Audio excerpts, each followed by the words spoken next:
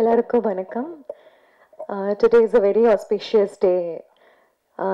இன்னைக்கு தான் துர்கா பூஜை ஆரம்பிக்குது. ஸோ இந்த மாதிரி ஒரு auspicious நாள்ல உங்க எல்லாருக்கும் சந்திக்கிறதுக்கு ரொம்ப சந்தோஷமா இருக்கேன். இறுதி முயற்சி. It's a great teamwork. We had a very beautiful experience in this movie. And ரொம்ப நல்லா இருந்திருக்கு, ரொம்ப சப்போர்ட்டிவாக இருந்திருக்காங்க எல்லாரும். அண்ட் நம்ம எல்லாரும் சேர்ந்து என்ஜாய் பண்ணி இந்த படத்துக்கு ஒர்க் பண்ணியிருக்கோம். Thank you director sir for giving me this opportunity and என் மேலே நம்பிக்கை வைக்கிறதுக்கு that I can portray this Vani character the way you want it. Thank you so much sir. And Ranjith sir பற்றி பேசணுன்னா he is an amazing actor. So அவங்க கூட work பண்ணும்போது ரொம்ப கம்ஃபர்டபுளாக அண்ட் ஸ்மூத்தாக இருந்துச்சு. ஸோ சில சமயத்தில் எனக்கு சில டைலாக் சொல்லி கொடுத்துருக்காங்க. ஸோ ரொம்ப சப்போர்ட்டிவாக ஹெல்ப்ஃபுல்லாக இருந்திருக்காங்க. Thank you so much sir. And music பற்றி பேசணும். கண்டிப்பாக Sunil sir has given very catchy music இந்த படத்தோட.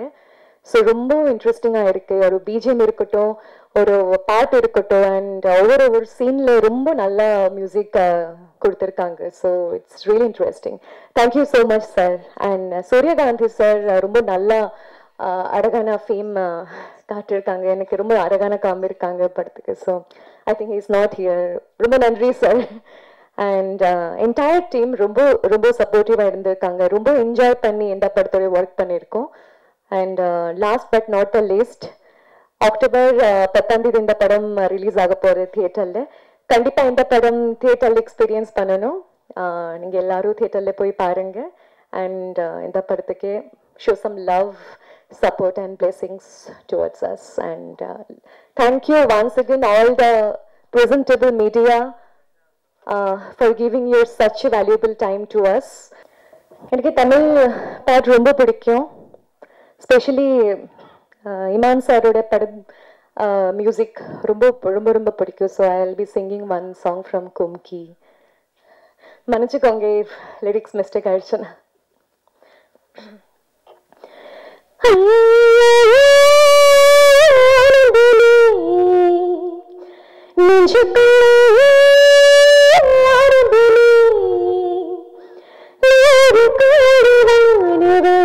மாறி மாறி சேருது தேகமாகி போகுது கதை பேசு.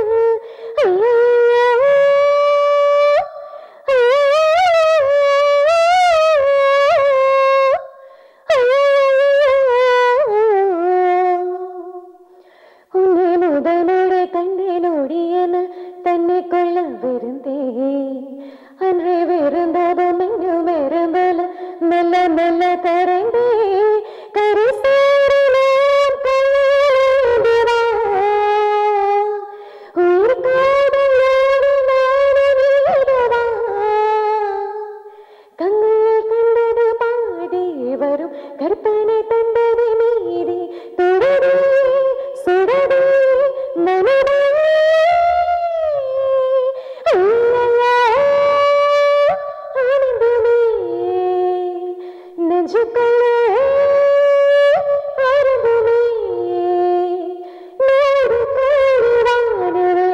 மாறி மாறி சேருது காதல் பாடும் தோழல தேகமாகி போகுது ஏதோ ஒரு ஆசை வாடா கதை பேசு.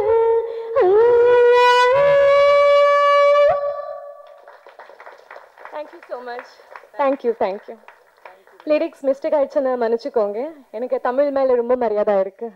Thank you so much. எல்லாருக்கும் அன்பு வணக்கங்க. குறிப்பாக என்னுடைய பத்திரிகை சகோதரர்களுக்கு அன்பு வணக்கம். எல்லாம் எனக்கு தெரிந்த முகங்கள் பலதற்கு தர்மா வணக்கம்.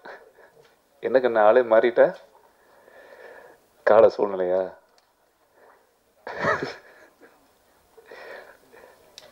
சரி, நான் குழந்தையிலேருந்து பார்க்குறேன் தர்மா. ஆமாம் சார், சந்தோஷமாக இருக்கு. நான் அண்ணா அவன் குழந்தையா இருக்கும்போது இப்போ நான் அவனுக்கு குழந்தையா இருக்கேன். ஸோ என்ன சந்தோஷம்னா, நான் வரும்போது தான் சொல்லிட்டேன் வந்து இந்த ரோடு, இந்த பிரசாத் லேப் ரோடு கடந்து வரும்பொழுது கொஞ்சம் நீண்ட நாட்கள் ஆயிடுச்சு இந்த பகுதியில் வந்து. இந்த பகுதியில் எப்போ வந்தாலும் எனக்கு நெஞ்செல்லாம் ஒரு ஈரமாயிடும், ஒரு கண்ணில் தண்ணீர்லாம் அப்படி கப்புக்குன்னு வந்து நிற்கும் அப்படியே. இந்த தெரு மட்டும் சினிமாவுக்குள்ள அறியா பருவத்தில் ஒரு 30 வருஷத்துக்கு முன்னாடி இங்கே வந்து இந்த ரோடு, இந்த இடங்கள், அந்த ஏவிஎம்க்கு முன்னாடி காலையில் ஒரு 500 பேர் வேலைக்காக நிற்கிறது, சாப்பாடு போடுற கூட்டம், நடிகர் நடிகைகள், கலைஞர்கள், மேக்கப் ஆர்டிஸ்ட்டு, இந்த சந்தில் இருக்கக்கூடிய ஒரு உதவி இயக்குனர், எத்தனையோ திறமை வாய்ந்தவர்கள்லாம் இந்த தெருவில் பயணித்து இந்த நடந்த இந்த பூமியில் நான் எப்போ வரும்போது எனக்கு கண் கலங்கும்.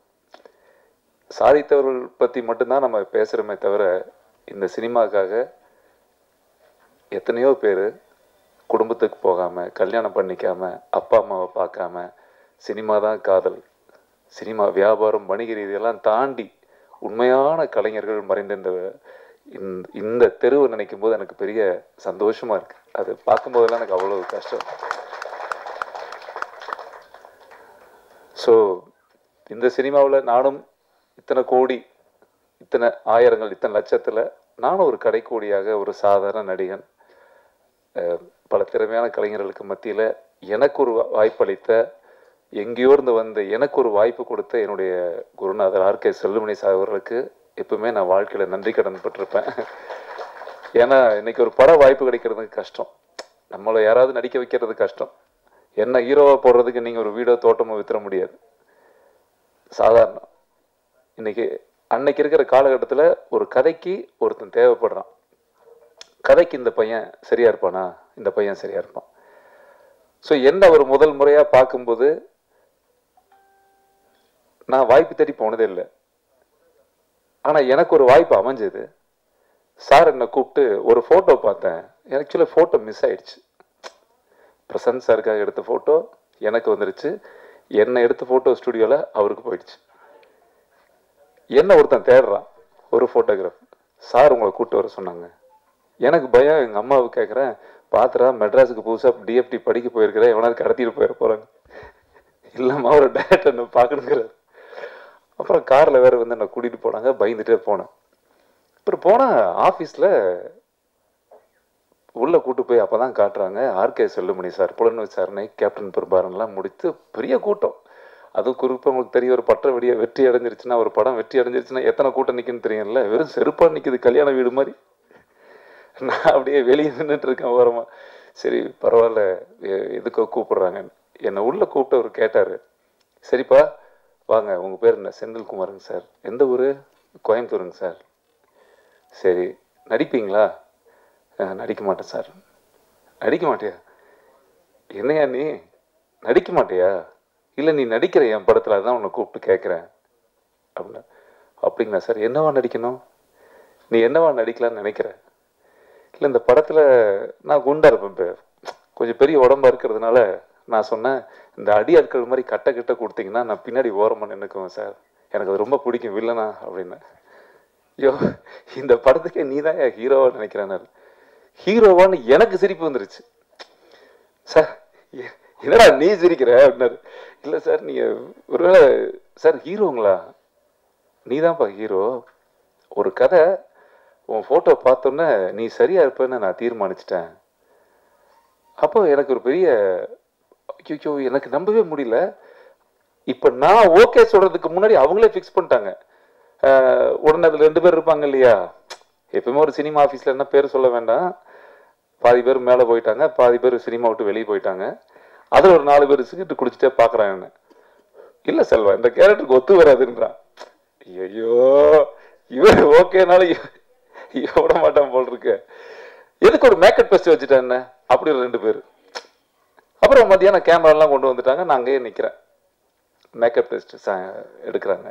நாங்கள் நின்றுட்டு இருக்கேன், மேக்கப்லாம் போட்டுட்டு எல்லாம் உள்ளே போய் ஆர்வமாக நிற்கிறம்போது அந்த சிகரெட்டு குடித்த அந்த 4 பேர் அப்படியே திருப்பி அந்த ரவுண்டு கட்டி பார்க்குறாங்க.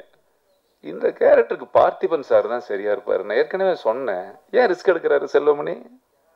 இல்லை இன்னொருத்தவரான் மேக்கப் போடும்போது, ஆக்சுவலாக சரத்குமார் சார் தான் அடிக்கடி பார்த்துட்டு போகிறாரு சார், அவர் கன்ஃபார்ம் தான்.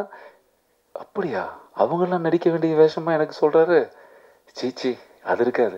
இல்லை சார் அதுக்காது, அதுதான் சார். இப்போ இதெல்லாம் சொல்லி எனக்கு டெஸ்ட்டுக்கு கூப்பிட்டு போகிறாங்க. போய் நிற்கும் போது என்னை சுற்றி அந்த சிகரெட் குடிச்ச அந்த 8 வில்லன் ஆல்ரெடி கன்ஃபார்ம். நான் வரவே கூடாதுங்கிறது உறுதியாக இருக்காங்க, ஜெயிச்சிடவே கூடாது. அதில் கேமராமேன் நம்ம பன்னீர்செல்வன், ஆமாம் தாடி, ஆட்டோவில் லேட்டாக ஃபாஸ்ட்டாக வந்துட்டார். Ready ready Selva, sorry late ஆயிடுச்சு. அவர் என்ன கூட பார்க்கல, வந்து கேமராலாம் வச்சுட்டு ரெடி, யார் ஆர்டிஸ்ட்டுமா அந்த மார்க் அங்கே கொடுத்துரு அப்படின்ட்டு வர சொல்லு அப்படின்னு. அவர் என்ன ஃபேஸே பார்க்கல சார். நான் பாட்டுக்கு வந்து நின்னேன், குனிஞ்சிட்டு பார்த்தாரு. கொஞ்சம் கீழே குனிமா, கீழே குனிஞ்சேன். என்ன பாரு, கேமரா பாரு, பார்த்தாரு. எனக்கு நான் இது கருக்குனுச்சு.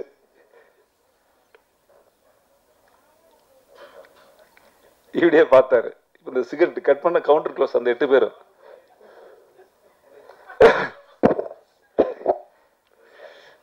சைலண்டா இருந்தேன். பன்னீர் இல்ல 2 நிமிஷம் யோசிச்சு, செல்வா நல்லா இருக்கானடா, இவனுக்கு எதுக்கடா டெஸ்ட் அப்படின்ட்டாரு. ஆமா,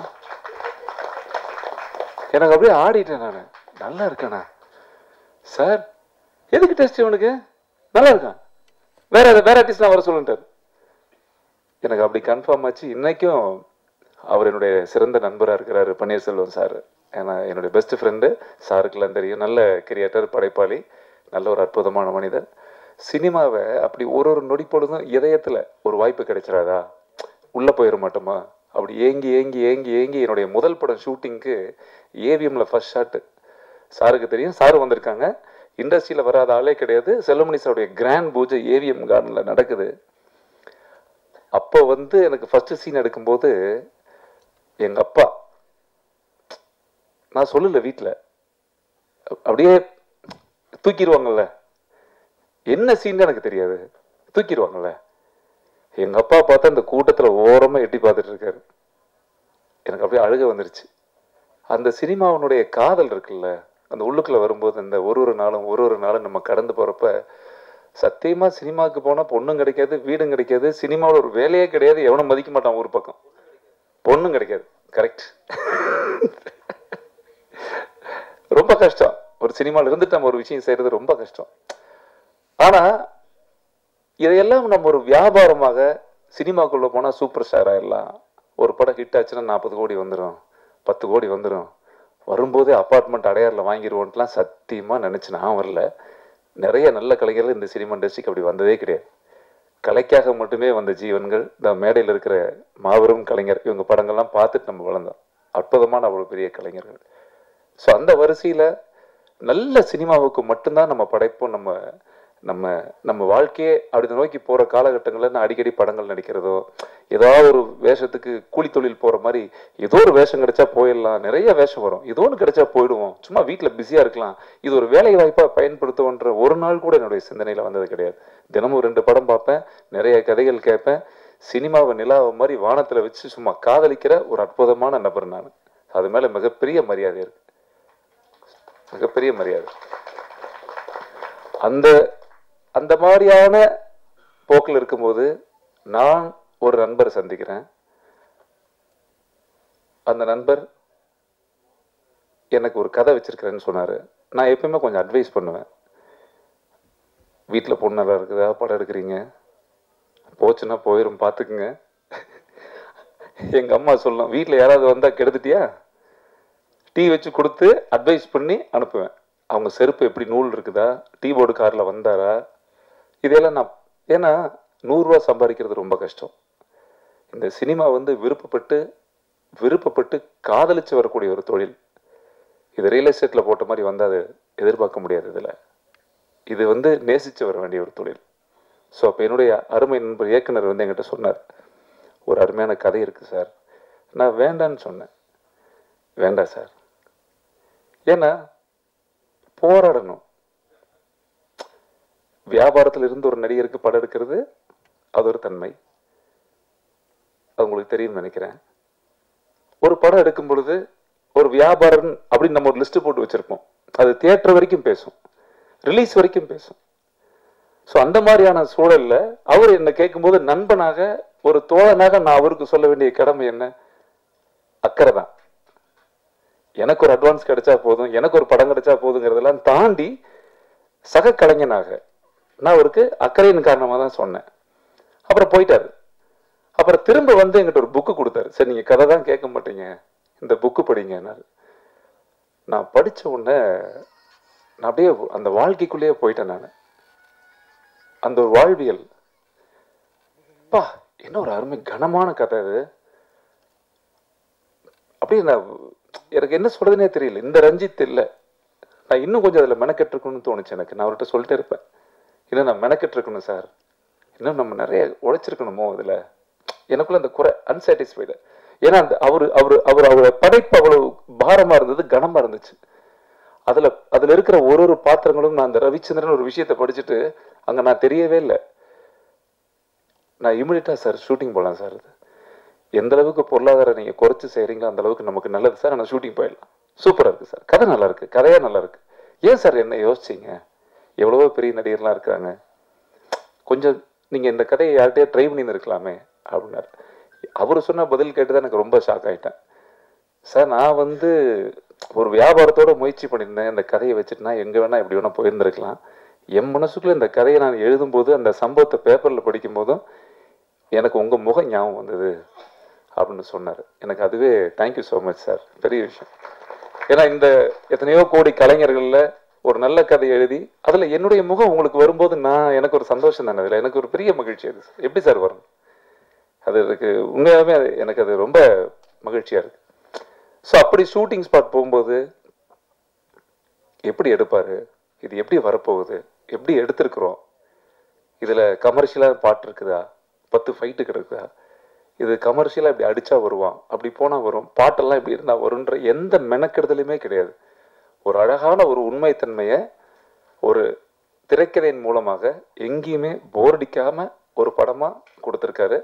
சூப்பரா இருக்கு. அந்த படத்தை நான் பார்த்தேன், நல்லா இருக்கு சார், நல்லா இருக்கு, நல்லா இருக்கு எனக்கு. ஆனா ஒண்ணு சார், வணிகமா இது நான் அதையும் சொல்லிடுறேன் மனசாட்சியில். என்ன எல்லாருமே இன்னைக்கு நம்ம வந்து ஒரு ஆடியோ ரிலீஸ் பாடல் வெளியிடுறோம், ஒரு தர்ம சங்கடமான உங்களுக்குன்னு தெரியும், எப்படியாவது நீங்க தான் கொண்டு போய் சேர்த்தணும் பத்திரிக்கை, எப்படியாவது எப்படி சேர்க்கறது? என்ன பால் பாக்கெட்டா காலையில் அம்மா பால்னு போய் வீடு வீடு போறதுக்கு? நல்லா இருந்தா ஓடும் இல்ல, அவ்வளவுதான். இந்த படம் நல்லா இருக்கு நம்புறோம். சரி, படம் நல்லா இருக்கு தானே, வியாபாரமா இருக்க வேண்டியதானே? நல்லா இருக்குல்ல, வந்து செக் போட்டு கொடுக்க வேண்டியதானே? ஏன் வரல? ஒரு குழப்பம். நல்லா இருக்கு, ஆனா ஏன் ஒரு பரபரப்பு இல்லை? சார் கஷ்டப்படுறாரு பாவம். எனக்கு ஒரு குடும்பத்தை நினைச்சு எனக்கு ஒரு ஃபோன் வரும்போதெல்லாம் எனக்கு கஷ்டமா இருக்கும். ஐயோ அவருக்கு என்னடா அது நல்லா இருக்கு படம், ஏன் அது இல்லை? ஒரு 10 பேர் பார்த்துருப்பாங்க. அந்த பார்த்த 10 பேர்த்தினுடைய தகவல் என்ன தெரியுமா? ரஞ்சித் ஹீரோவா? என்ன தலைவர் நீங்க ரொம்ப வருஷம் கழிச்சு நீங்க கரெக்டா தப்பா ஒரு முடிவு எடுத்திருக்கீங்க. ஹீரோயின் யாரு? அப்புறம் படம் பார்த்ததுக்கு அப்புறம் காமெடி நீங்க யோகி பாபு சார் கொஞ்சம் ட்ரை பண்ணியிருந்திருக்கலாம். இல்லை பண்ணியிருக்கலாம் சார், இந்த கதை கேட்கல. கதை கேட்காது சார், காசு கேட்குங்கிறான் ஒரு டிஸ்ட்ரிபியூட்டர் என் பக்கத்தில். சரி ஓகே பரவாயில்ல, காசு கேட்குது. இப்படி பல புறந்தள்ளி பல வார்த்தைகள்லாம் கேட்டு டயர்ட் ஆயிட்டார். ஆனதுக்கப்புறம் ஓகே இது படம் வியாபாரமே பண்ண முடியாது போல, இந்த படம் அப்படிதான் இருக்கும் போல அப்படின்னு. ஆனாலும் பாருங்க, இந்த விநியோகஸ்தர்லயே நிறைய வகை இருக்கு. ஃபாலோயர்ஸ்னு சில பேர் இருப்பாங்க, பிரான்சைசி மாதிரி. ஒரு டீ கடை நல்லா ஓடிச்சுன்னா உடனே நம்ம ஊர்ல போட்டு காசு பண்றது. சொந்தமா பண்ணு வைக்க மாட்டான், சொந்தமா பால் வாங்கி கறந்து டீ ஊற்ற மாட்டான், கஷ்டப்பட மாட்டான். அதுல அப்படி ஒரு டிஸ்ட்ரிபியூட்டர் பார்த்தா அதான் நம்ம திருச்சி ஜின்னா பாய் தங்கமே அஜய் பிலிம். சூப்பர் சாமி, இருக்கீங்களா? என்ன போயிட்டாரா? இல்ல நீ சொல்றது நெகட்டிவ் பார்த்தி என்ன? இல்ல கொஞ்சம் இல்ல சொல்லும் போதே கபக்குங்குதுங்க. இல்ல அதான் செக்லாம் வாங்கியாச்சு, கவலையே பட. இனி போனாலும் கவலை இல்லை. என்ன சொல்ல வரேன்னா, ஒரு படம் பார்த்துட்டு சார் இந்த படம் நான் வாங்கிக்கிறேன், பெரிய விஷயம் தானே. இந்த படம் நான் வாங்கிக்கிறேன் சார், இந்த படத்தை நான் ரிலீஸ் பண்ணுறேன், இந்த படத்தை நம்ம பிரிண்ட் போட்டு ரிலீஸ் பண்ணுவோன்னு சொல்லி ஒருத்தர் இந்த படத்தை வாங்கியிருக்கிறாரு. அவருக்கு உண்மையாகவுமே மனசார நான் நன்றி சொல்லிக்கிறேன். கண்டிப்பாக அவர் சந்தோஷமாக இருக்கும். ஆனால் பெரிய விஷயங்க சார். சின்ன படம், நாங்கள்லாம் சின்ன நடிகர்கள். சின்ன நடிகர்கள் நல்ல நடிகர்கள் தான், அது வேற விஷயம். இப்போ மேகாலயெல்லாம் கோச்சுக்கு போகிறாங்க. ரொம்ப அவங்க தமிழ் ஆர்வம் எந்த அளவுக்கு படத்தில் நடிச்சிருக்காங்கன்னு படம் பார்த்தா தான் நான் சொல்ல முடியும். நீங்கள் கண்டிப்பாக படம் பார்த்துருவீங்க, அடுத்த வாரம் கண்டிப்பாக நீங்கள் படம் பார்த்துருவீங்க. பார்த்துட்டு நீங்கள் பேசுகிறது தான் இனிமேல். ஏன்னா நான் பேசுகிறத விட நீங்கள் தான் சொல்லணும் எந்த மாதிரி நடிச்சிருக்காங்க, சூப்பராக பண்ணியிருக்காங்க, அந்த குழந்தைங்க நல்லா நடிச்சிருக்கிறாங்க. நான் தனித்தனியாக ஒருத்தருக்கும் சொல்கிறது வேறு. மியூசிக் டைரக்டர் முதல் கொண்டு, வரிகள் எழுதிய என்னுடைய அன்பு நண்பர் ரகுமான் முதல் கொண்டு, எடிட்டர் எங்க பப்ளிசிட்டிக்காரனே ஆகிட்டேன். நீ இந்த படம் நல்லா இருக்குன்னு எப்போதையுமா கண்டுபிடிச்சேன்? அவர் பிஸியான editor sir. Vijay Sethupathi sir படம், நிறைய படம்லாம் பண்ணிட்டு இருக்காரு. ஒரு நாளைக்கு 15 போஸ்ட் போட்டுட்டே இருப்பாரு. அருமை அருமை, விரைவில் வருகிறது. அப்ப யோசிப்பேன், இவன் தான் எடிட்டரு, நல்லா இருக்கும். இது நான் படம் பார்க்கறதுக்கு முன்னாடி புரியுதா? ஏன்னா ஒரு எடிட்டர் எடிட் பண்ற எடிட்டர் தினமும் 5 போஸ்ட் போடுவார். காலை வணக்கம் மாதிரி, விரைவில் இறுதி முயற்சின்னு. இவரு டைரக்டர் சும்மா இருக்காரு, இவர் ஏன்டா ஓவரா பண்ணிட்டு இருக்காருன்னு எனக்கு உங்களுக்கு புரியுதா கண்ணா? எனக்கு அது அந்த அளவுக்கு சந்தோஷமாச்சு. நீங்க யார் ஒரு கலைஞர்களுக்காக கலைஞர் சப்போர்ட் பண்ணி இந்த நான் இருக்கேன் கூடன்னு சொல்லி ஒரு நல்ல படத்தை நீங்க எல்லாம் கொண்டாடுறீங்கல்ல. நம்மகிட்ட காசு பணம் இல்லாம இருக்கலாம், ஆனா உசுரை கொடுக்குறோம்ல, அது பெரிய விஷயம் சார். அந்த டீம் அமைஞ்சது பெரிய பாக்கியம். அதுல அது உண்மையாமே எனக்கு ஒரு நாளும் இதுல ப்ரொடக்ஷன் மேனேஜர் நம்ம வேலுல ஆரம்பிச்சு, நம்ம மியூசிக் டைரக்டர்ல ஆரம்பிச்சு, இதான் சாரோட நண்பர்கள் சொன்னாங்க, ஐயோ சார் சொன்னாங்க, எவ்வளவு போட்டாங்க என்ன பண்ணாங்க அதெல்லாம் தெரியாது, அதெல்லாம் அந்த ஏரியாவுக்கு நம்ம இல்லை. ஏதாவது ஒரு சூழல்ல ஒரு நல்ல படம், ஒரு கதை கேட்டுட்டு அவங்க ஒரு ஹெல்ப் செய்யறாங்க போது, இந்த படம் நல்ல படமா இருக்கிறதுனால தான் சார் இத்தனை உதவி உங்களுக்கு வருது. இது கண்டிப்பா நல்லா இருக்கும் சார், நான் நம்புறேன் நல்லா இருக்கும். நான் இப்பவும் சொல்றேன் சார், இந்த படம் நீங்க பார்க்க போறீங்க, இந்த படம் பார்த்துட்டு பட்டைய கிளப்பிடுச்சுடா, இந்த படம் ரிலீஸ் ஆன உடனே எங்கேயோ போயிடுவோம். இது வரைக்கும் என் வாழ்க்கையில எங்க அம்மா சத்தியமா அந்த மாதிரி எண்ணத்தில் நான் நடிச்சதே கிடையாது. ஆனா ஒண்ணு, இந்த படத்துல பெரிய திருப்தி என்னன்னா, ஒரு நல்ல படம் நடிச்சிருக்கேன் 30 வருஷத்துல, நிறைய படத்துல இந்த படம் நடிச்சிருக்கேன்ற ஒரு பெரிய மன திருப்தி இருக்கு இந்த படத்துல. எனக்கு ரொம்ப திருப்தி இருக்கு. ரொம்ப ஹாப்பியா ஃபீல் பண்ற ஒரு படமா இந்த இறுதி முயற்சி. நிறைய பேர் சொன்னாங்க, அது என்ன இறுதி முயற்சின்னு சொல்லும்போது கூட ஒரு முறையும் எங்கிட்ட இந்த விளம்பரம் நேற்று கொடுக்கும்போது பாதி பேர் சொன்னாங்க, என்ன சார் இறுதி முயற்சின்னு தலைப்பு தான் தப்பா இருக்கு, என்ன இறுதி முயற்சின்னு வச்சுட்டீங்களே, என்ன முடிஞ்சதா? நீங்க கேட்ட மாதிரிதான், என்ன முடிஞ்சது போல இறுதி முயற்சி. கீழே கமெண்ட், இறுதி முயற்சி உறுதி முயற்சின்னு வைங்க, முதல் முயற்சின்னு வைங்க. அதுக்கு ஒருத்தங்க, அதான் 30 வருஷம் முயற்சி தான் என்ன பண்றாங்க, முதல் முயற்சி எப்படி வரும்? கீழே கமெண்ட் போயிட்டே இருக்கு, நான் பார்த்துக்கிட்டே இருக்கேன். சரி, சந்தோஷம். என் அன்பு தங்கங்கள், நம்ம நண்பர்கள் தானே எழுதுறாங்க நம்மளை பத்தி, பெரிய சந்தோஷம். என்னன்னா, இந்த படத்துல இறுதி முயற்சி அப்படிங்கிற தலைப்பு தான் இந்த படத்துக்கு மிக அற்புதமான தலைப்பு, கதைக்கு பொருத்தமான ஒரு தலைப்பு. இந்த படம் பார்க்கும் பொழுது அதுதான் மிக ஒரு உறுதியான முயற்சியா இருக்கும். ஸோ இந்த படத்தில் நடிக்கிறதுக்கு இன்னைக்கு யாரை கூப்பிடணும், இந்த படம் வெளியே போறதுக்கு எப்படி கொண்டு போகணும், இந்த படத்தை இவங்களை கூப்பிட்டா நல்லா இருக்குமா, அவங்கள கூப்பிட்டா, எதுவுமே நாங்களாம் திங்க் பண்ணல. இந்த படத்தை லிஸ்ட் போடும்போது ஆடியோ ஃபங்க்ஷன் நடக்குது சார். இந்த ஆடியோ ஃபங்க்ஷனை நம்ம எப்படி பண்ண போறோம் அப்படின்னா, சார் சினிமா நல்லா இருக்குன்னு நினைக்கக்கூடியவர்கள் மட்டும் மேடையில் வந்தால் போதும் சார். நாங்கள் அப்படி 2 பேர், என் அன்பு தங்கங்கள் பேரரசு சாரும் உதயகுமார் சார் வந்திருக்காங்க. நன்றி சார், நன்றி சார். ஏன்னா அது நான் விளையாட்டுக்காக சொல்ல, எனக்கு நிறைய நடிகர்கள் நண்பர்கள் இருக்காங்க, இயக்குநர்கள் இருக்காங்க. மேடை அலங்காரத்துக்கு மட்டும் கூட்டிட்டு வர்றது விஷயம் இல்லை, படம் எப்படி இருக்குன்னு சொல்ற மாதிரி தான். பொருள் என்னப்பா அப்படிங்கிற மாதிரி தான். ஒரு தயாரிப்பாளருடைய கஷ்டமும் நஷ்டமும் தெரிந்த இன்னைக்கு தமிழ் சினிமா இண்டஸ்ட்ரியினுடைய தரம் எங்க இருக்கு, சிறிய படங்களுக்கான அங்கீகாரம் இன்னும் ஏன் கிடைக்கல, தியேட்டர்கள் எதுக்கு நமக்கு அமையல, இன்னும் ஏன் நம்ம போராடிட்டு இருக்கிறோம். நம்ம படம் ரிலீஸ் ஆகுது, திங்கக்கிழமை எந்த தியேட்டர்ல ஓடுதுன்னு நமக்கே தெரியாது, எந்த ஷோன்னு கூட தெரியாது. நிரந்தரமே இல்லாத வாழ்க்கை. அப்ப நிரந்தரமே இல்லாத தயாரிப்பாளர்களுக்கான ஒரு பாதுகாப்பு நலன்ல எந்த மனிதன் அக்கறையா இருக்கிறா?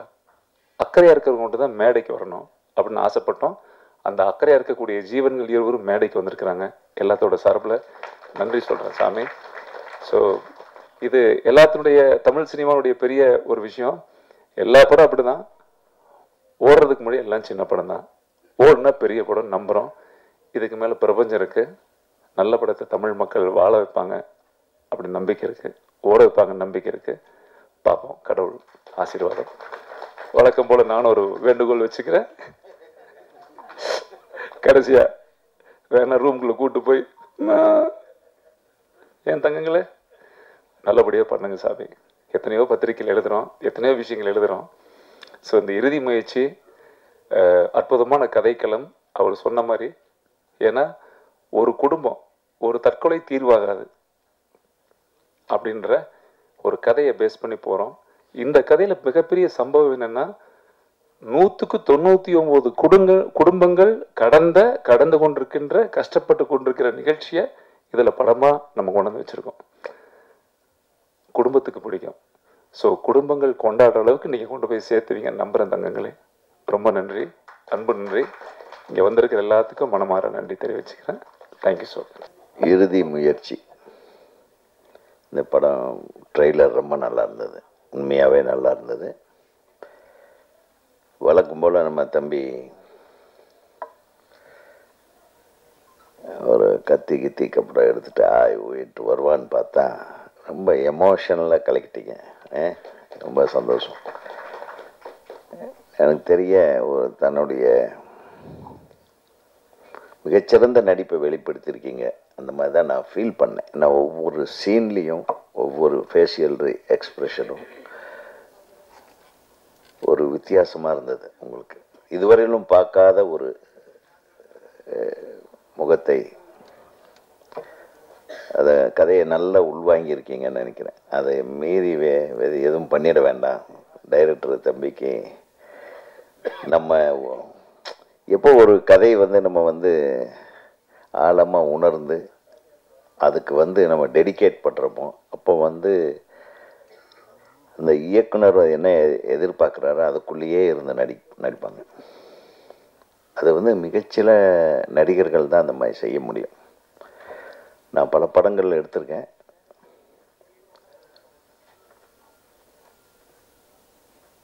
கதாபாத்திரங்களை முதல்ல சொல்லிடுவேன் அந்த ஹீரோவுக்கு, இப்படி தான். அவங்க ஃபுல்லாக கேட்டுருவாங்க. அந்த காட்சிகள் வரும்போது நான் சொல்லுவேன், இந்த இடத்துல உதாரணத்துக்கு சொல்கிறேன், கார்த்திக்கும் எனக்கும் ஒரு நல்ல பாண்டேஜ் இருக்கும். நீங்கள் பார்த்தீங்கன்னா கிழக்கு வாசல் படமாகட்டும், பொன்னுமணி படமாகட்டும், இந்த கேரக்டரை நம்ம சொன்ன உடனே உதய் நான் இது எப்படி பண்ணுறது என்ன, நான் ஒரு 10-15 பக்கத்துக்கு ஒரு டைலாக் எழுதி கொடுத்து விட்டேன். என்ன இவ்வளோ பெரிய டைலாகு, நான் எப்படி டைலாக் ஃபுல்லாக மனப்பாடம் பண்ணிங்க. அது என்னென்ன எக்ஸ்ப்ரெஸ் பண்ணணுமோ அது கண்டினியூஸாக நீ கொடுக்கணும். என்ன பண்ண போகிறீங்க, ஐயோ ஒரே ஷாட்டில் எடுக்க போகிறேன். மாமன் செத்து உட்காந்துருப்பான், மாமன் செத்தது அவனுக்கு தெரியாது. இவன் கல்யாணம் பண்ணிக்க போகிற பொண்ணு ப்ரெக்னெண்ட்டாக இருப்பா. அதை கேட்டவுடனே மாமன் செத்து போயிடுவான். மாமனோட பொண்ணு மாமன் செத்து படுத்திருக்கான்னு தெரியாது. மாமன் எது சொல்கிறானோ அதுதான் செய்வான். இவன் பொண்ணு இப்படி ஆகிருக்கு, எனக்கு அந்த பொண்ணு கல்யாணம்னு பத்திரிக்கை அடித்து ஊரெல்லாம் அழைச்சிருக்கோம். மாமா இப்போ என்ன மாமா பண்ணுறதுன்னு போய் மாமன்கிட்ட கேட்குறான். ஏன்னா மாமன் எது சொன்னாலும் அதுதான் செய்வான். அது தவிர அவனுக்கு செல்ஃபாக திங்க் பண்ணக்கூடிய கேரக்டர் இல்லை. ஆனால் மாமன் செத்துருக்கான். மாமன் செத்து உடனே அவன் ஐயோ மாமா செத்துட்டியே அப்படின்னெல்லாம் அழுல. யோ எங்கேயா போன நீ, ஏதோ சொல்லிட்டு போ, நான் என்னென்ன வாழ்க்கையில் என்னென்ன செய்யணும்னு அத்தனையும் நீ சொல்லி தான் நான் செஞ்சுருக்கிறேன். இப்போ உன் பொண்ணுக்கு இப்படி ஆச்சுன்னா உடனே செத்து போயிட்டியே, நானும் செத்து போயிட்டுமா, நான் விட்டுற முடியுமா போட்டேன் அப்படின்ற எமோஷன்லேருந்து ஆரம்பிக்கும். ஒரு 15 பக்கம் டைலாக் கையை கொடுத்துட்டு ஃபுல்லாக மனப்பாடம் பண்ணி அப்படி இப்படி நான் காலையில் ஒரே ஒரு சிங்கிள் ஷாட்டில் எடுக்கிறதுக்கு நான் சொல்கிறேன். நான் எடுத்ததை தயவு பண்ணி, இது ஒரு இன்ட்ரெஸ்டிங்கான விஷயம். டாலி போடுறோம், ஹேண்டுகள் இருக்குது, அதுலேயே ட்ராக் அண்ட் ட்ராலி இருக்குது. எல்லாம் ஒரே கேமராவில் ஒரே ஷாட்டில் உள்ளே நுழையிறதுலேருந்து மாமா செத்துக்கு இருக்கிறத பார்த்ததுலேருந்து அவன் மாமா மேலே படுத்து கதறுவான், காலில் விழுந்து கதறுவான். இதெல்லாம் டைலாக்ஸ் எல்லாம் சுற்றி சுற்றி சுற்றி சுற்றி கேமரா வரும். கிட்டத்தட்ட 3.25 நிமிஷம் ஒரே ஷாட். அப்போல்லாம் உங்களுக்கு தெரியும், நானும் ரெடி ஃபில்ம் ரோல் உள்ளே இருக்கும். அதுக்குள்ளே எடுத்தால் தான் 3.5 நிமிஷத்தில் எடுக்க முடியும். காலையில் போனேன் 9:30 மணிக்கு. சிவகுமார் சார், கார்த்திக் சிவகுமார் சார் கிட்ட சொன்னேன், அண்ணே ஒரு 4 நிமிஷம் நீங்கள் மூச்சு விடாமல் டெட் பாடியை படுத்துருக்கணும். டேய் 4 நிமிஷம் உங்களால் முடியும்ண்ணே அப்படின்னு. சரிடா, அது ஒரு யோகா பண்ணி பழக்கப்பட்டவர். அவர் போய் உட்காந்துட்டார் எங்கேயோ. அவர் ப்ராக்டிஸ் பண்ணுறாரு அந்த 4 நிமிஷத்துக்கு, ஏன்னா செத்த மாதிரியே இருக்கிறதுக்கு. கார்த்திக் ஆளை காணோம். வந்து நீங்கள் எப்படி ஷாட் எடுக்கிறீங்கன்னா, நான் ஃபுல்லாக மூமெண்ட் மட்டும் சொல்லிட்டேன். அப்படியே கேமரா இப்படி வருது, இங்கே வர்ற இந்த இடத்துல இந்த எமோஷன் வரும், இந்த இடத்துல இந்த எமோஷன், இந்த இடத்துல நீ ஃப்ரீயாக நடிச்சுக்கோ, ஆனால் டைலாக் இதான்ட்டு ஒரு 15 பக்கத்துக்கு டைலாக் போட்டு பிரேக் விட்டேன். 10 மணிக்கு பிரேக் விட்டேன். அடுத்த ஷாட் நான் மத்தியானம் 2:30 மணிக்கு தான் எடுப்பேன்ட்டேன். எல்லாம் ஜாலியாக இருந்தானுங்க. கேமராமேன் நான் மட்டும்தான். கேமரா எங்கே போகுது. அன்றைக்கி எடுக்க வேண்டிய காட்சி ஒரே காட்சி தான். அது ஒரு ஃபுல் டே எடுக்க வேண்டிய சீன், நான் ஒரே ஷாட்டில் எடுக்கிறேன். அப்போது அந்த ஃபுல்லாக emotion okay I am ready அப்படின்ன உடனே அந்த டைலாக் பேப்பரை தூக்கி கிழிச்சு போட்டேன். அப்படின்னு நீ அந்த டைலாக் எல்லாம் மறந்துடு, உனக்கு என்ன ஞாபகம் இருக்கோ அதுக்கு எமோட் பண்ணுன்ட்டேன்.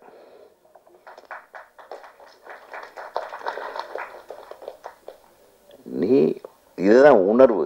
நீ கார்த்திக்கோ இதுவனா கிடையாது. அந்த பொன்னுமணியோட கேரக்டர் இதுதான். பொன்னுமணியோட சிந்தாமணி வந்து வயிற்றுல குழந்தையோட இருக்கான்னு உனக்கு தெரியாது. உங்கள் மாமன் கல்யாணத்தை ஃபிக்ஸ் பண்ணி வச்சுட்டான், அவன் செத்து கிடக்குறான். நீ என்னென்ன ஃபீல் பண்ணுவியோ நீ ஃபீல் பண்ணி என்னென்ன பண்ணணும்னு நினைக்கிறியோ பண்ணிக்கோ அப்படின்னா. பண்ணார் ஒரே டேக்கில் ஓகே, ஒரே டைலாக் தான் பேசலாம்.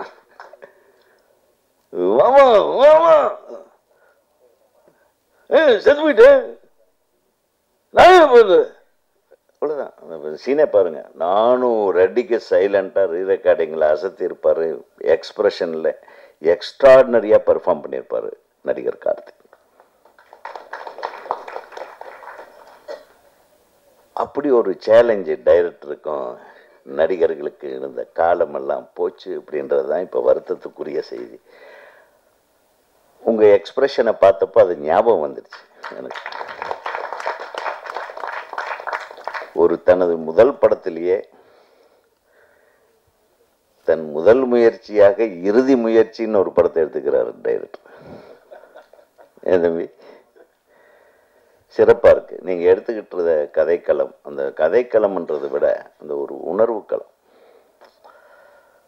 ஒரு மனுஷன் வந்து தன்னுடைய குடும்பத்தோடு தான் வந்து தற்கொலை பண்ணுறதுக்கு முன்னாடி அவன் மனநிலை எப்படியெல்லாம் இருந்திருக்கு. அவன் என்னென்ன பாவம் பண்ணதாக நினச்சிருப்பான், என்னென்ன நல்லது பண்ணதாக நினச்சிருப்பான், என்னென்ன தப்பு பண்ணிட்டோமான்னு நினச்சானா என்ன. அந்த உணர்வுகளுக்கு வந்து நம்ம ஒரு ஒரு ஒரு பெட்டிக்குள்ளே அடைக்கவே முடியாது. அத்தனை விஷயத்தையும் இந்த படத்தின் மூலமாக, அது நம்ம தம்பி மூலமாக நீங்கள் சொல்லியிருக்கீங்கன்னா உண்மையிலுமே இது ஒரு உங்களுக்கு ஒரு இதுதான் முதல் படம் உங்களுக்கு. ஒரு நடிகனா இது சேலஞ்சான விஷயம். நீங்கள் அதாவது இந்த பிள்ளை ரொம்ப அழகாக, பேர் என்ன, மெகாலி எனக்கு பின்னிட்டாங்களே இருந்துச்சு. என்ன தமிழில் பாடுது. அதாவது தமிழ் வார்த்தைகளில் தமிழ் இல்லைங்க, உங்கள் உணர்வுகளில் தமிழ் இருந்தது. உங்கள் வார்த்தைகளில் தமிழ் பற்றியெல்லாம் கவலையே படாதீங்க. நான் கூட ஹிந்தி பொண்ணாச்சே, பெங்காலி பொண்ணாச்சே, ஹிந்தியில் பாடுமான்ட்டேன். நான் இப்போ தான் கொஞ்ச நாள் பெங்காலில் இருந்துட்டு வந்தேன், ஒரு 10 நாள்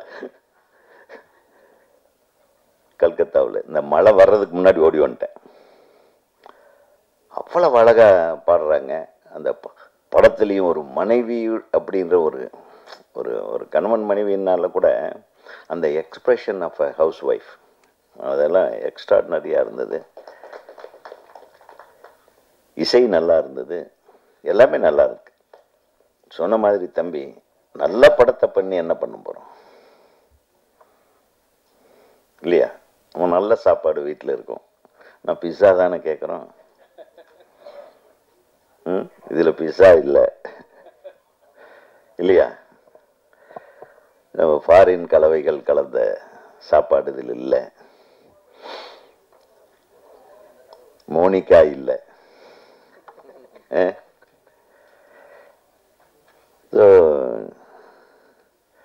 சினிமா வந்து யாராலையும் ஒன்றும் பண்ண முடியாது. நல்ல சினிமாக்களை எந்த கொம்பனாலையும் தடுக்க முடியாது. அது வந்து நிச்சயமா போய் ரீச் ஆகும்.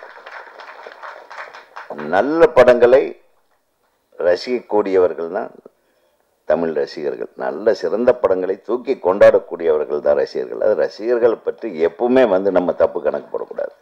ஒரே விஷயம் என்னன்னா, நமக்கு ரசிகர்களுக்கு நடுவில் சில பாலிடிக்ஸ் நடக்குது பாருங்க.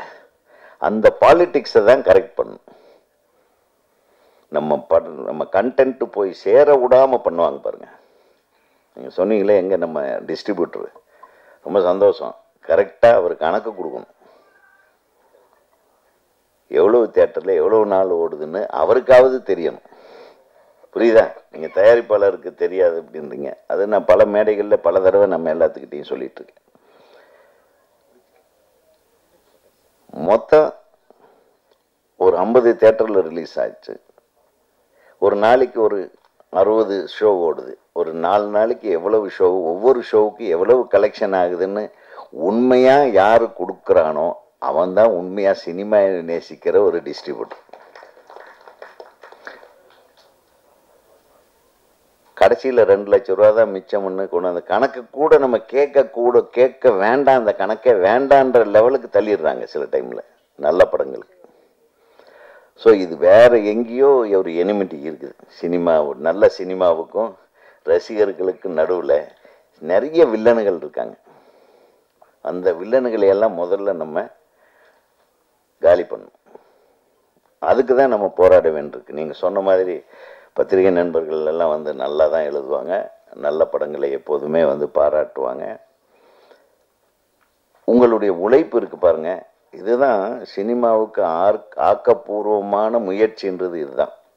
இந்த மாதிரி தான் ஒவ்வொருத்தரும் ஜெயிக்கணும்ன்ட்டு நம்ம காலத்தில் இருந்தும், செல்வமணி காலத்தில் இருந்தும், எனக்கு முன்னாடி வந்த பாரதி ராஜா, பாக்கியராஜ் சார் காலத்தில் இருந்தும் நாங்கள்லாம் வந்தது காரணமே கடினமான உழைப்பு. காசெல்லாம் எதிர்பார்க்க மாட்டோம். அப்புறம் காசு தேவையாயிருது. காசு இல்லாம ஒன்றும் பண்ண முடியாது. காசும் தேவையாயிருது, வெற்றியும் தேவை. வெற்றி வரணும். வெற்றி இல்லைன்னா தான் நீங்க சொன்னீங்களே இந்த ஏவிஎம் வாசல்ல இருந்து இந்த தெருவழி எல்லாம், அந்த வெற்றிகளை எதிர்நோக்கி வாழ்க்கையே இழந்த எத்தனையோ பேர் இருக்காங்க. அவங்களுக்காக வந்து நீங்க நல்லா சொன்னீங்க. அது எமோஷனலா இருந்துச்சு. அவங்கள கம்பேர் பண்ணும்போது இன்னைக்கு நம்மளும் சினிமாவில் இருக்கிறோம், சினிமா துறைக்காக பேசிட்டு இருக்கிறோம், சினிமா மேடையில் இருக்கிறோன்றதே நமக்கெல்லாம் ஒரு பெரிய விஷயம். இன்னும் இளைஞர்கள் இன்னும் ஒரு எனக்கு தெரிய ஒரு 40 வருஷமா இன்னும் படம் முயற்சி பண்ணிட்டே இருக்கிற இளைஞர்கள் இருக்காங்க. 40 வருஷமா என் கூட வந்த ஒருத்தன் இன்னைக்கு வந்து கதை ரெடி பண்ணிட்டு இருக்கிறேன்றான். ஸோ சினிமா எவ்வளவு ஈர்ப்புள்ள ஒரு விஷயம் பாருங்க. அந்த அளவுக்கு ஒரு பவர்ஃபுல் மீடியா.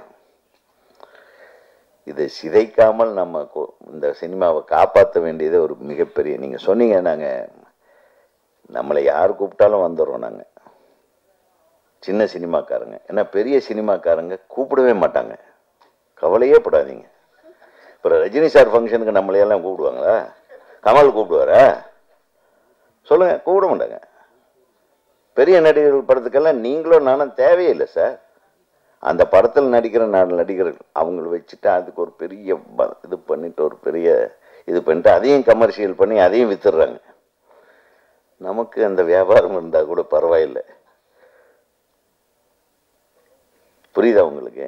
ஏதோ நம்ம யூடியூப் நண்பர்கள், நம்ம பத்திரிகை நண்பர்கள் நம்ம பேசுகிறத எடுத்து போட்டு இந்த இறுதி முயற்சி படத்துக்காக உதயகுமார் இப்படி பேசினாரு. இறுதி முயற்சி ஓடணும், இது இறுதி முயற்சி சிறந்த படம், இறுதி முயற்சி தொழில்நுட்ப கலைஞர்கள் சிறப்பாக செய்திருக்கார்கள், இறுதி முயற்சி படத்தில் நடிகர்கள் பிரமாதம் பண்ணியிருக்காங்க, இயக்குனர் அற்புதமாக பண்ணியிருக்காரு.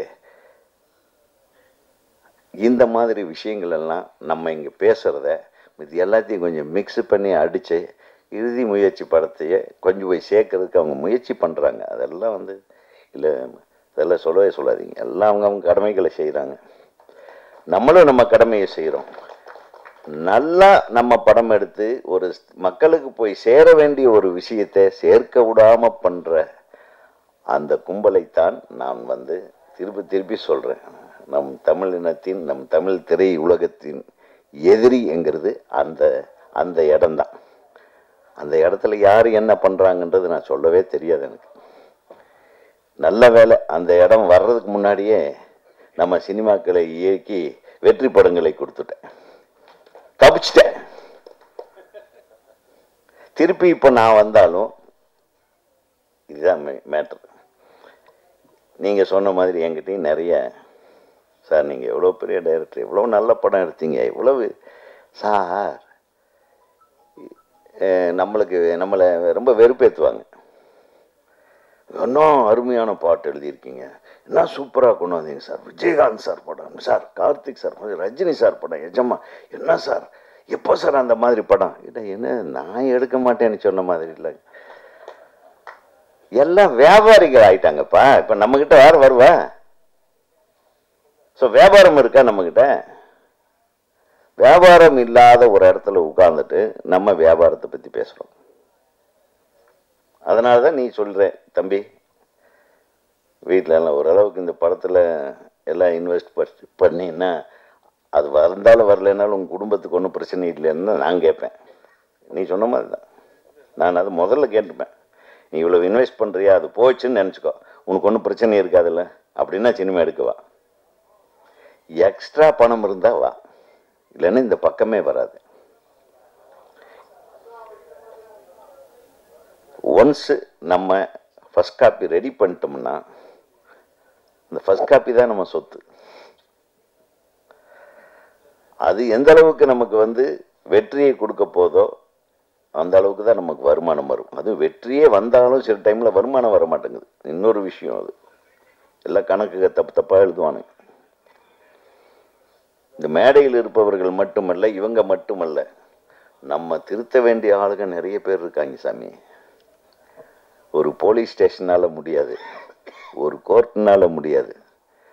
மனசாட்சி உள்ள, இதயமுள்ள, தன்மானம் மிக்க மனிதர்களால் மட்டும்தான் ஒரு நல்ல திரைப்படத்தினுடைய வெற்றியை அழகாக அடுத்தவர்களுக்கு கொண்டு போய் சேர்க்க முடியும் என்று கூறிக்கொண்டு, இந்த திரைப்படத்தில் பணியாற்றிய அனைவருக்கும் அந்த நல்ல காலம் வர வேண்டும். இந்த திரைப்படம் மிகச்சிறப்பான முறையிலே நல்ல வசூலையும் தர வேண்டும், மக்கள் மனதை சென்று அடையும். இந்த மிக அற்புதமான ஒரு கண்டென்ட். இந்த கண்டென்ட்டை மறக்காமல், மறுக்காமல், தவறாமல் அனைவருக்கும் கொண்டு போய் சேர்க்க வேண்டிய கடமை உங்களுக்கு மட்டுமல்ல எங்களுக்கும் உள்ளது என்று சொல்லி, தமிழ்நாடு திரைப்பட இயக்குநர்கள் சங்கத்தின் சார்பாக அனைத்து நடிகர் நடிகைகளையும் தொழில்நுட்ப கலைஞர்களையும், எங்கே நம்ம டப்பிங்க அவர் கிளம்பிட்டாரா அண்ணன், ரொம்ப நல்லா இருந்தது, ஒரு ஷாட் வந்தாலும் கம்பீரமாக இருந்தது. விட்டல் சார் வந்து ரொம்ப நாள் எங்களுக்கு நண்பர், எனக்கு நண்பர் அவர். நாங்கள்லாம் இன்ஸ்டியூட் ஸ்டூடெண்ட்ஸுங்க, எனக்கு சீனியர்ஸ் இவர் ரஜினி சார்லாம்.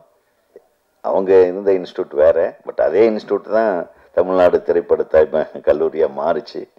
ஸோ நமக்கு சீனியர் தான் அண்ணன் விட்டல் சார் என்றைக்குமே ஒரே மாதிரி இருப்பார். ரொம்ப அன்பானவர், தங்கமானவர்.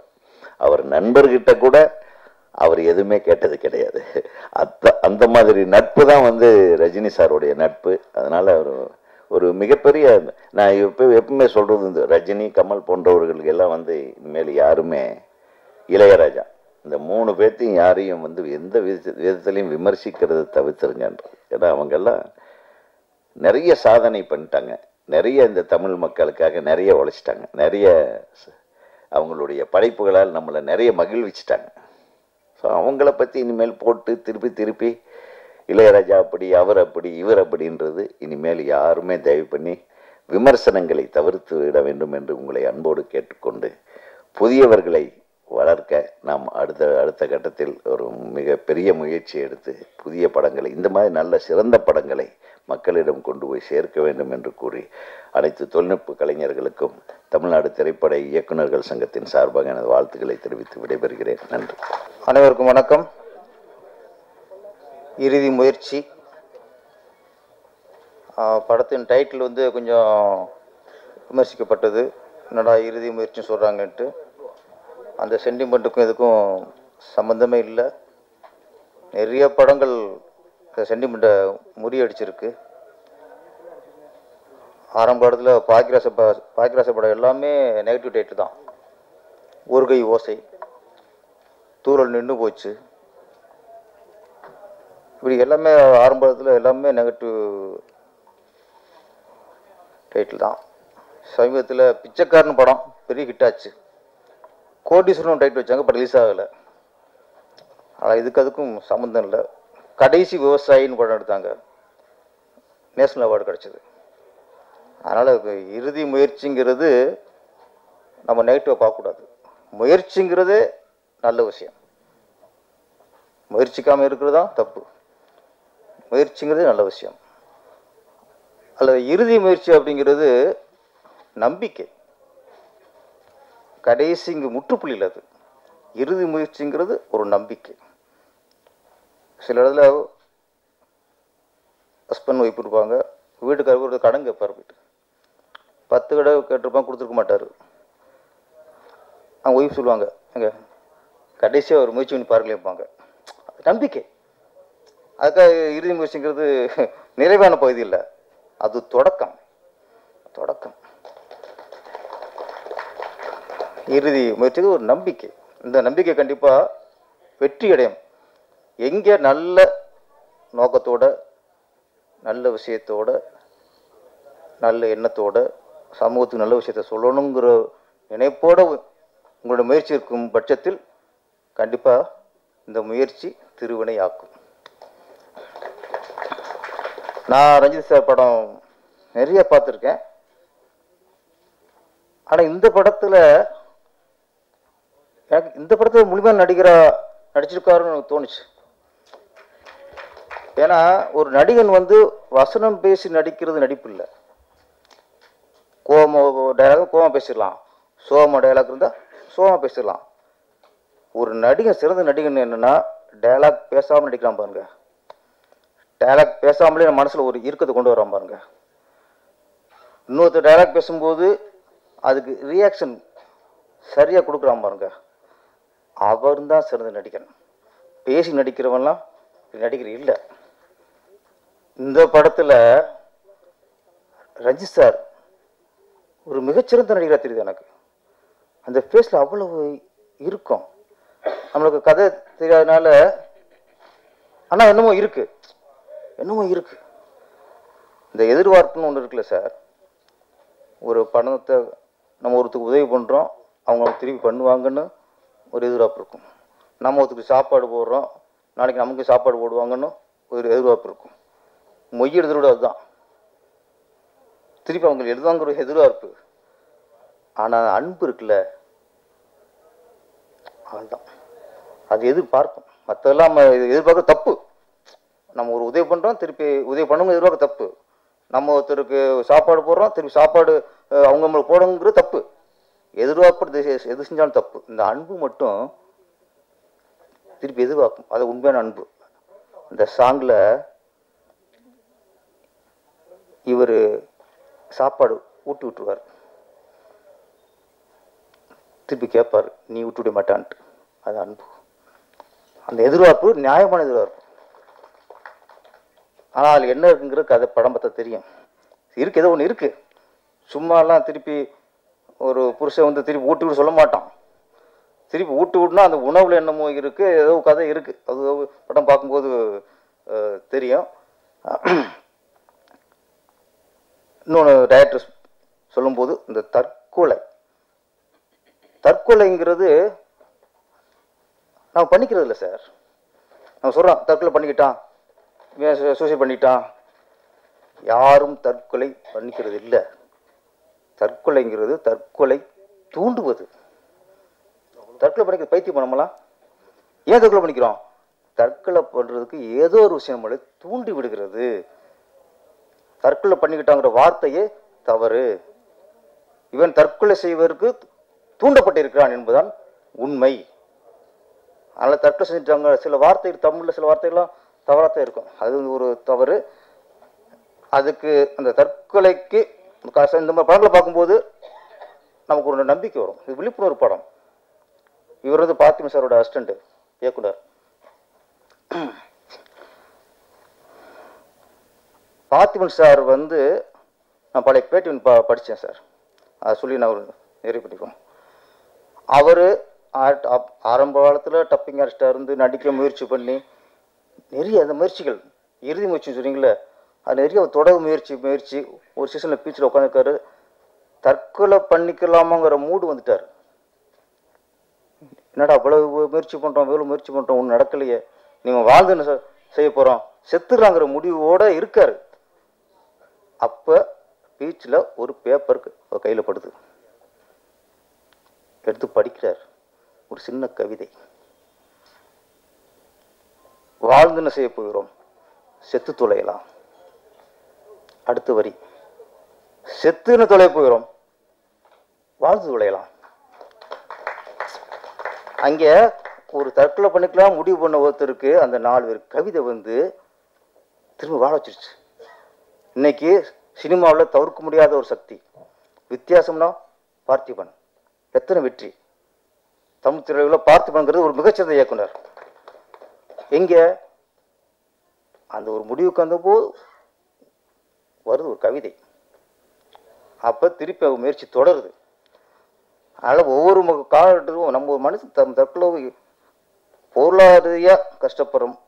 2 தான். ஒன்று பொருளாதார ரீதியாக கஷ்டப்படுறவன் தற்கொலைக்கு முயற்சி பண்ணுவான். இன்னொன்று பைத்தியக்காரத்தனம், காதல். இந்த காதல் வந்து அதில் தோல்வி தான். அது காதல் தான் வாழ்க்கைன்னு நினைக்கிறவன் காதல் தோல்விச்சுன்னா தற்கொலைக்கு முயற்சி பண்ணுவாங்க. ஆனால் தற்கொலைங்கிறது மிகப்பெரிய தவறான விஷயம். அதைத்தான் அந்த படம் எடுத்து சொல்லுது. இந்த படம் ஒரு உண்மையிலேயே ஒரு மக்களுக்கான படம். இன்னைக்கு இருக்கிற மக்களே 60% செத்துறவன் நினச்சிக்கிருக்கான். எவ்வளோ சந்தோஷம் வாடலைங்க. பல பிரச்சனை, பல போராட்டம். அவனுக்கு இஎம்ஐலேயே பசித்து போகிறான். ஃபஸ்ட்டு இஎம்ஐ வாங்கி பாதி காலங்கள் போயிடுது. ஏன்னா ஒரு வாழ்க்கை இன்னொருத்தனை பார்த்து நம்மளும் அது மாதிரி வாழணும். ஒருத்தன் கார் வாங்கினா நம்மளும் கார் வாங்கணும். ஒருத்தன் வீடு கட்டினா நம்மளும் வீடு கட்டணும். அடுத்தவனை பார்த்தே வாடகை தான் இஎம்ஐ வாழ்கிறாங்க. ஆமாம், இதில் நிறைய இருக்குது. இந்த மாதிரி மக்கள்லாம் இந்த படத்தை பார்க்கணும். ஏன்னா அந்த ரவிச்சந்திரன் கேட்ட நான் பேப்பரில் அப்போ படிக்கும்போது பகிர்ந்துச்சு, என்னடா குடும்பத்தோட ஒருத்தர் இறந்துட்டானா எப்படி இருக்கும். அந்த உண்மை சம்பவத்தை எடுத்து நம்ம டைரக்டர் வெங்கட் சனா பண்ணியிருக்கிறாரு. அந்த படத்தில் ஒர்க் பண்ண அத்தனை டெக்னீஷியனுக்கும் மியூசிக்கு நல்லா பண்ணியிருந்தாப்புல. குறிப்பாக கேமராமேன் பாராட்டி ஆகணும். ஏன்னா நான் நிறைய படங்கள் பார்க்குறேன். சில படங்கள் தான் டக்குன்னு கேமராமேன் ஒர்க் நல்லா இருக்கும். ஏன்னா எந்த படத்தில் ஒரு நடிகனோட இந்த ஸ்கின் டோன் இருக்குல்ல, அது கரெக்டாக தெரியுதோ, ஒரு நடிகையோட ஸ்கின் டோன் அது கரெக்டாக இருக்கணும். இந்த ஸ்கின் டோன் கரெக்டாக யார் படம் பிடித்து காட்டுறாங்களோ அவன் சிறந்த கேமராமேன். இதில் அப்படியே ரஜினியோட ஸ்கின் டோன் அப்படியே தெரிஞ்சுது. இந்த அம்மாவோட ஸ்கின் டோன் அது நேரம் இருக்க மாதிரி இருக்குது. சிலது இப்போலாம் டிஐலாம் வந்து கொஞ்சம் ஏமாத்திடுறாங்க. கருப்பாக இருக்குன்னு சிவப்பாயிடுறாங்க. இப்போ சிவப்பும் கருப்பாக்கிறாங்க சிலதில், தப்பானதில். அதனால் கேமரா ஒர்க் நல்லா இருந்துச்சு. ரகுமான் சார் கவிஞர் ஒரு வார்த்தை, அந்த கமர்ஷியல் பாடலெல்லாம் எனக்கு எழுத பிடிக்காதுன்னு சொல்லு அப்படி ஒதுக்கிறாதீங்க. எம்ஜிஆர் பல பாடல்கள் கமர்ஷியல் பாடல் தான். பட்டுக்கோட்டை கல்யாண சுந்தரம் எழுதிய பல பாடல்கள் கமர்ஷியல் பாடல் தான். கமர்ஷியல் பாடல் நல்ல கருத்து சொல்ல முடியும். அதுக்கு எம்ஜிஆர் பாடலில் உதாரணம். நீங்கள் அந்த மாதிரி பாட்டு வரும்போது நீங்கள் எழுதுங்க. நான் சில பாடல்கள் நல்ல கருத்து சொல்ல முடியும். ஆனால் கமர்ஷியல் பாடல் தான் உங்களுக்கு நாட்டுக்கு தேவையான கருத்தை சொல்ல முடியும். கதைக்கானதில் வந்து நீ கதைக்கான விஷயத்தை சொல்ல முடியும். ஒரு சோகம், ஒரு பிரச்சனை, என்ன பிரச்சனை சொல்ல முடியும். சமூகத்துக்கு தேவையான விஷயங்களை கமர்ஷியல் படத்தில் கமர்ஷியல் சாங்கில் சொல்லலாம். அதை நீங்கள் கொஞ்சம் ஃபாலோ பண்ணீங்க. இந்த படம் மிகப்பெரிய வெற்றியடைய என்னுடைய வாழ்த்துக்கள். நன்றி, வணக்கம். இதுதான் இயக்குனரோட முதல் முயற்சி வெற்றியடையும். நன்றி, வணக்கம்.